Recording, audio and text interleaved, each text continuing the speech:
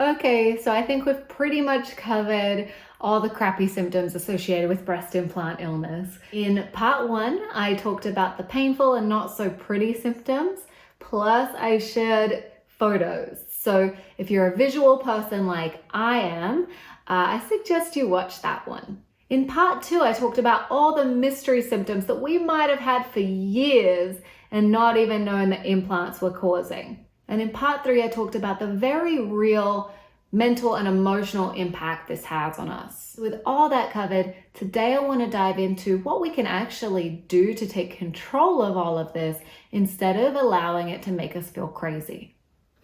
If you find these videos helpful, please give it a thumbs up below and subscribe to my channel. This will help my videos be seen by more women who need them. And feel free to comment, ask questions, and let me know what else you'd like me to talk about. Last week, someone said to me, don't you think it's ironic that your symptoms are getting worse the closer you get to your explant surgery? And a couple of days ago, a family member said to me, you're probably feeling crappy every day because you're thinking about it so much. And then yesterday I was talking to a woman who's actually explanting a couple of weeks before me. And she said, now every time I feel unwell or notice something that's not right with myself, I wonder if it's the implants. And it's kind of making me feel like I'm a little bit crazy, or maybe it's all in my head because I'm reading about all this stuff and I don't want to feel like I'm obsessing. I don't know who needs to hear this right now. I said it in my last video and I'll say it again. You are not crazy. Yes, while our minds are absolutely very capable of causing an exaggerated effect or cause us to spiral into a place of worry, anxiety, stress, which can then of course cause other physical symptoms and worsening of how you're feeling, I'd like to debunk some of this I'm crazy, it's all in my head stuff. And then I'll show you what you could do to get some clarity and take control.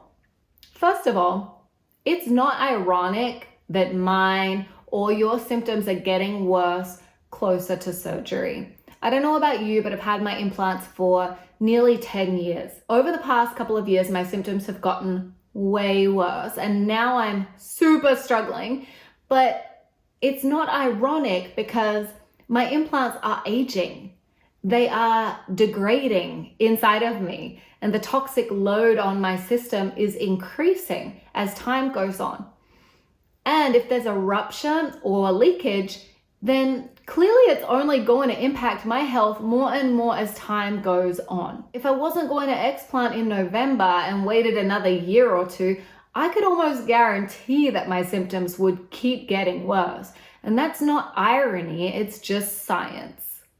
Next, the thinking about it too much. Yes, we can absolutely overthink things in an unhealthy way. In fact, I have been known to be the queen of overthinking. But there is nothing wrong with awareness and mindfulness. In fact, awareness is so important throughout this entire process. It's what empowers good decisions, and it led me to make the decision to explant in the first place. The thing is, when you become aware of something, it becomes amplified. For example, is there a noise you can hear in the background where you're at right now? If you stop, you get quiet just for a moment. Maybe birds singing or cars driving by. Maybe it's the hum of your refrigerator, the ticking of your clock. Or if there's no noise, what about a smell in the air or a taste in your mouth? Okay, so once you bring awareness to whatever it is, it becomes hard not to hear it, smell it, or taste it, right? It's really there. I can hear some birds singing and a clock ticking, and it's super loud now. That sound is amplified. It's the same thing here. We may have gone the last 3 years of our lives with a foggy brain and tingling down our arm without giving it much thought. It was just what we thought was our normal. But when you bring awareness to where those symptoms are coming from and all those pieces of the mystery puzzle kind of click in place, You know it's there. You know it's not normal. You start paying attention to when it happens and how it feels. That's purely being in a state of awareness. It's mindfulness, and it can actually be very powerful in your healing journey after explant surgery or in any part of your life and health. I created a really simple symptom tracker to help me pinpoint which symptoms are associated with breast implant illness and to help me keep track of my healing progress after surgery. I really believe this is a tool that can be helpful for all of you as well, so you can get everything out of your head and onto paper where it can start to make sense, and then watch yourself heal after surgery and feel stronger week by week and month by month. So I prettied it up a bit and put it into a PDF for you. You can find the download link in the description below. Here's a real quick example of how to use it. You can fill it in digitally or print it out. Put in your symptom. I'm using brain fog as an example. When you noticed it began or when you remember starting to feel it, add in the severity and frequency per the scale. So here's the scale. And so I'm going to say 5 and 4. And then add any notes. Get specific and detailed because it's going to help you when you're healing and as you're tracking that healing progress. Okay, and then after surgery, we write in that same symptom, or maybe you have a new symptom that shows up which you'd also like to record here. And each week, fill out your severity and frequency for each symptom. It might be noticeably better, or you might have a bad week where it gets worse, and then you can assess what could have happened that week to contribute to that. Maybe you drank alcohol or ate a lot of sugar or processed food that week, and now you can start using your awareness to figure out what works for you and what doesn't in other areas of your health and in your healing progress. You know what? Maybe it's nothing, and maybe you just need more rest and time to heal. That's okay too, but it's noted, and now you don't have to put your energy into overthinking it.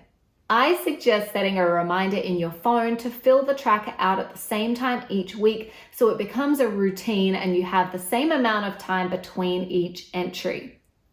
Then after 9 weeks, you move into recording your progress each month, all the way up to 12 months, at which time you'll be well on your way to healed. Once again, fill out the sheet on the same day each month. If you have tons of symptoms, babe, I get it. I'm with you. I need more space too. Just print extra sheets. It's so worth taking a little time to do this because it can show you not only what immediately improves after surgery, but also where you may be continuing to struggle and where you might need a little extra detoxing or physical therapy or even mental health support along the way. It could even show you that a lingering symptom might not be from the breast implant illness and that you need to take action to solve that problem and figure that out. This is all just about using our awareness and our mindfulness and our connection with our bodies to be empowered and give our health the attention it deserves. Please let me know if you find this helpful or have any questions on how to use it. It is pretty straightforward, but I'm here if you need me. You can come and talk to me and get access to any other tools or resources I share along the way in my private Facebook group, Empowered Explant. This is a free community for women with implants who are researching breast implant illness or are somewhere on their explant journey, either before or after surgery. And we're in there supporting each other through the healing, both physically and emotionally. So come on in and join us in a place where no one is made to feel crazy. I look forward to meeting you in there.